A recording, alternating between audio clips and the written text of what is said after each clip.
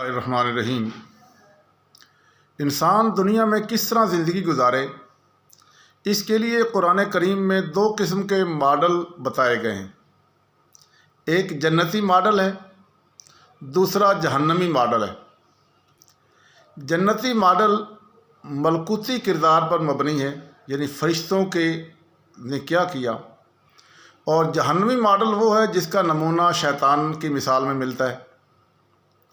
موجودہ دنیا میں جو لوگ ملکوتی کردار کو اپنائیں گے، اگلی دنیا میں ان کے لیے ابدی طور پر راحت، آرام اور جنت کی جگہ ہوگی۔ اس کے برعکس جو لوگ شیطانی ماڈل کو اپنائیں گے، اگلے دور حیات میں وہ ابدی طور پر عذاب میں ڈال دیے جائیں گے۔ فرشتوں کا نمونہ کیا تھا؟ وہ یہ کہ انہوں نے تخلیق آدم کے وقت خدا کے سامنے اپنا شبہ ظاہر کیا، یعنی اللہ تبارک و تعالیٰ نے جب آدم علیہ السلام کو بنانا چاہا تو فرشتوں سے پوچھا۔ قرآن میں آتا ہے وَإِذْ قَالَ رَبُّكَ لِلْمَلَائِكَةِ إِنِّي جَاعِلٌ فِي الْأَرْضِ خلیفہ، تو فرشتوں نے آگے سے قَالُوا أَتَجْعَلُ فِيهَا مَن يُفْسِدُ فِيهَا وَيَسْفِكُ الدِّمَاءَ، یا اللہ تو ایسے کو بنا رہا ہے جو زمین میں بڑا فساد پھیلائے گا اور خون ریزیاں کرے گا، یہ کرے گا، وہ کرے گا۔ تو جب اللہ تبارک و تعالیٰ نے فرشتوں کے سامنے آدم علیہ السلام کی صفات گنائیں اور بتایا کہ وہ اس کے اندر یہ خاصیت ہوگی، یہ کم ہوگی، یہ ہوگی، تو فرشتوں نے اس سوال کے جواب میں، یعنی اللہ نے جو بتایا اس کے آگے انہوں نے کہا لا علم لنا الا ما علمتنا، یعنی ہمیں کچھ علم نہیں، واقعی جو تو نے بتایا وہ ہمیں وہی جانتے ہیں۔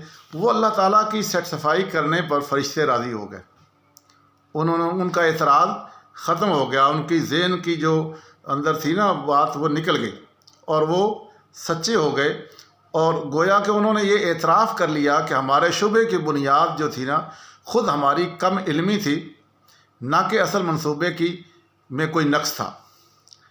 موجودہ دنیا میں یہی انسان کا اور فرشتہ جو تھا شیطان، اس نے کیا کیا، اس کا کردار بھی میں ابھی بتاتا ہوں۔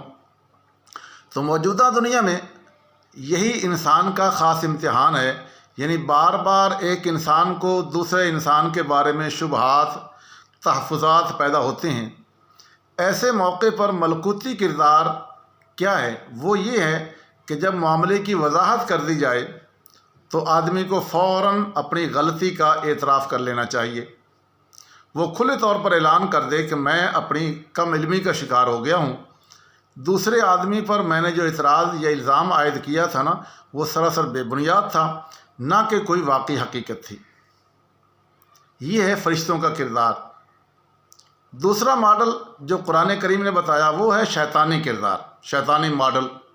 ابلیس کو بھی خدائی تخلیق پر اعتراض تھا، مگر معاملے کی وضاحت کے باوجود، یعنی اللہ تعالیٰ نے جب وضاحت کر دی تو وہ شیطان اپنی غلطی کا اعتراف اس نے نہیں کیا، بلکہ وہ یہ سوچ کر اپنی رائے پر اکڑ گیا کہ میں اس سے افضل ہوں۔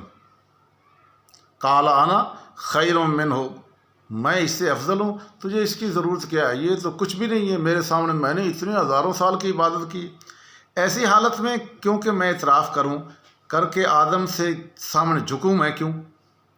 یہ دو کردار ہیں، اور اس کو اگر ہم یوں کہیں، ایک کردار تو یہ ہے کہ اللہ تبارک و تعالیٰ نے حکم دیا کہ آدم کے آگے جھک جاؤ، یعنی آدم علیہ السلام کو میں نے بنایا ہے، میں نے اس کو تخلیق کیا ہے، اس کے اندر بہت خوبیاں رکھی ہیں، میں نے اس سے ایک پلان بنایا، دنیا بناؤں گا، یہ وہ، لہٰذا تمہیں پتہ نہیں ہے، جو پہلے وضاحت کر دی ہے، ٹھیک ہے، اب اس کے آگے جھک جاؤ سجدے کے لیے۔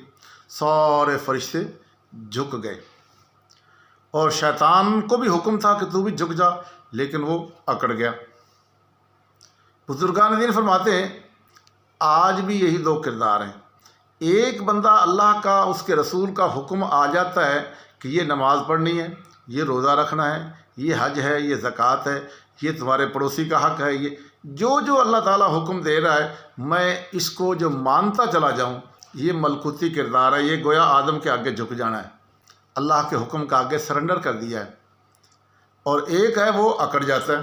لے کس کو کہہ رہے ہو پڑھ لیں گے نماز یار کی ہوتا ہے. لے پڑوسی وہ سارے نال نہیں کر دے اسی اندر نہ کریے, فلانے نے ہمارے ساتھ یہ کیا, فلانے نے یہ کیا. وہ آگے سے کیا کہہ رہے ہیں وہ کہ میں تو بڑا چنگا ہاں, اسی بندے نال بڑا ورتنے ہیں میاں, بڑا چنگے ہے ہیں, تو وہ سارے نال انج کرے تو کی خیال سے لچر کھا دی جائیے. لہٰذا ہم نے تو یہ کیا, یہ کردار کس کا ہے؟ یہ شیطانی کردار ہے. تو زندگی گزارنے کے دو طریقے, ایک ہے شیطانی طریقہ, ایک ہے ملکوتی کا طریقہ. ملکوتی طریقہ فرشتوں والا طریقہ یہ ہے کہ جب بھی آپ کے سامنے اللہ اور اللہ کے رسول کا حکم آ جائے آپ سر تسلیم خم کر دیں, وہ اللہ کا حق ہو یا بندوں کا حق ہو. در حقیقت آدم کے آگے سجدہ کرانا بھی ایک عجیب مطلوب تھا کہ آدم کے آگے سجدہ اس لیے کرایا کہ آدمی کا ساری زندگی تعلق آدمی کے ساتھ ہی پڑنا تھا. خدا سے تو ہم نے کوئی خدا نال تو نہ ادھار ساڑے کو لینا نہ دینا, نہ اللہ نال ساڑے کوئی اور تعلقات. اللہ نو ویسے پوچھتے ہیں لیکن چونکہ معاملات ہمارے سارے کے سارے خدا کے ساتھ آدم کے ساتھ ہونے تھے, آدم کی اولاد کے ساتھ, اس لیے فرمایا کہ تم آدم کے آگے جھک جاؤ. یعنی حق بندے کا حق ہو نا, تو بندے کا حق دینے کا ٹائم آئے تو تم بندے کے آگے جھک جاؤ, اس کا حق دے دو. اور جو اکڑ گیا شیطان نے نہیں کیا, شیطان نے کہا میں نہیں دیکھا کہ کیوں جھگڑا. تو آج بھی جو بندے کے آگے نہیں جھکتا وہ شیطان ہے. آج بھی شیطان بن رہے ہیں اور آج بھی فرشتوں کے مقام پہ بھی جا رہے ہیں. جو لوگ اللہ اور اس کے رسول کے احکامات کو مانتے ہوئے بندوں کے حقوق العباد ادا کر دیتے ہیں وہ فرشتوں کے مقام پہ, اور جو اکڑ جاتے ہیں وہ لوگوں کے حق مار لیتے ہیں, ظلم کر لیتے ہیں, زیادتیاں کر لیتے ہیں, تو یہ سارے شیطان بن رہے ہیں. تو پتہ لگا وہ اس وقت نہیں شیطان اور فرشتے بنے, آج بھی دنیا میں شیطان بھی بن رہے ہیں, فرشتے بھی بن رہے ہیں. یہ جب آپ کے سامنے میرے سامنے اللہ کا حکم آ جاتا ہے میں مان لیتا ہوں تو میں فرشتوں کے مقام پہ, اور میں اکڑ جاتا ہوں, بہانہ بازی کرتا ہوں, یہ کرتا ہوں, وہ کرتا ہوں, میں یہ کر لوں گا پھر کر لوں گا, یہ کرتا ہوں, تو یہ میں آج بھی شیطان کے مقام پہ ہوں.